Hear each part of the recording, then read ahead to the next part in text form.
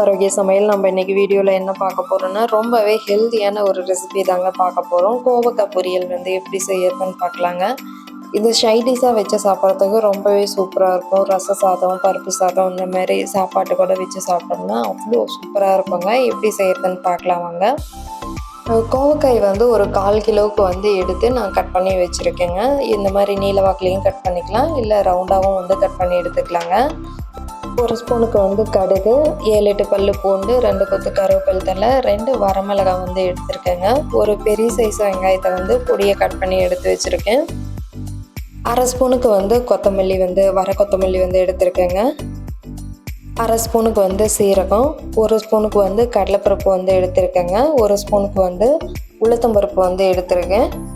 மஞ்சள் தூள், மிளகாய் தூள், தேவையான அளவுக்கு உப்பு. இவ்வளோ தான் இந்த ரெசிபிக்கு தேவையான பொருள்லாம்.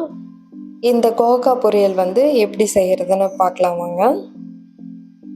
ஃபஸ்ட்டு ஒரு பேனில் வந்து நம்ம ஒரு மசாலா வந்து ரெடி பண்ணிக்கலாங்க. அதுக்கு கடலைப்பருப்பு, உளுத்தம்பருப்பு, சீரகம், வர கொத்தமல்லி, நம்ம காரத்துக்கு ஏற்ற மாதிரி வரமிளகாய் வந்து சேர்த்துக்கலாங்க. சேர்த்துட்டு ஃபஸ்ட்டு நம்ம ட்ரை ரோஸ்ட்டாக வந்து ஃப்ரை பண்ணி எடுத்துக்கலாம்.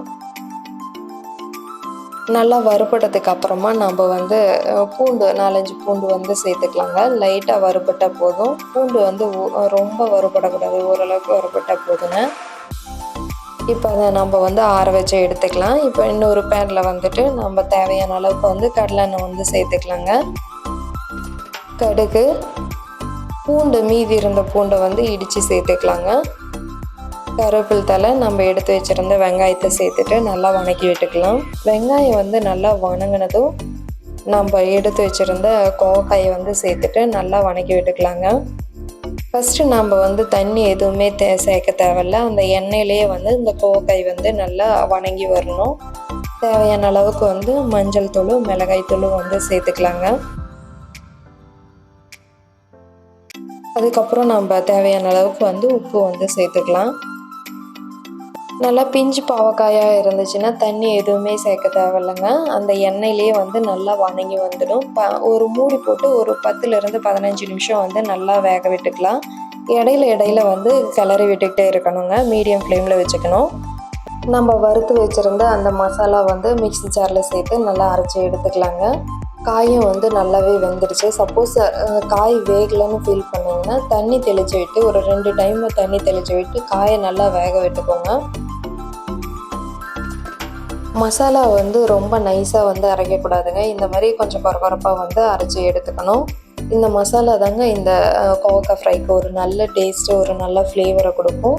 அதனால் இந்த மசாலா வந்து கரெக்டாக வந்து அரைச்சி எடுத்து சேர்த்துக்கணும். அவ்வளோதாங்க, சூப்பரான ஒரு அட்டகாசமான கோவக்காய் ஃப்ரை வந்து ரெடி ஆயிடுச்சு. கண்டிப்பாக எல்லாருக்குமே ரொம்ப பிடிக்குங்க. கோவக்காய் சாப்பிடாதீங்க கூட கண்டிப்பாக சாப்பிடுவாங்க. ஏன்னா அவ்வளோ டேஸ்ட்டாக இருக்குங்க. ஒரு டைம் வந்து ட்ரை பண்ணி பார்த்துட்டு எப்படி இருக்குதுன்னு எனக்கு கமெண்ட் பண்ணுங்கள். இப்போ தான் நம்ம சேனலை வந்து ஃபஸ்ட் டைம் பார்க்குறீங்கன்னா மித்தூஸ் ஆரோக்கிய சமையலை வந்து லைக் பண்ணுங்கள், ஷேர் பண்ணுங்கள், சப்ஸ்கிரைப் பண்ணுங்கள். கூடவே பெல் ஐக்கானை வந்து ஆல்னு கொடுத்துட்டு கிளிக் பண்ணுங்கள். அப்போ தான் நான் போடுற எல்லா வீடியோஸும் உடனே உங்களுக்கு வந்து அப்டேட் ஆகும். ஹெல்த்தியாக சாப்பிடுங்க, ஹாப்பியாக இருங்க. தேங்க்ஸ் ஃபார் வாட்சிங்.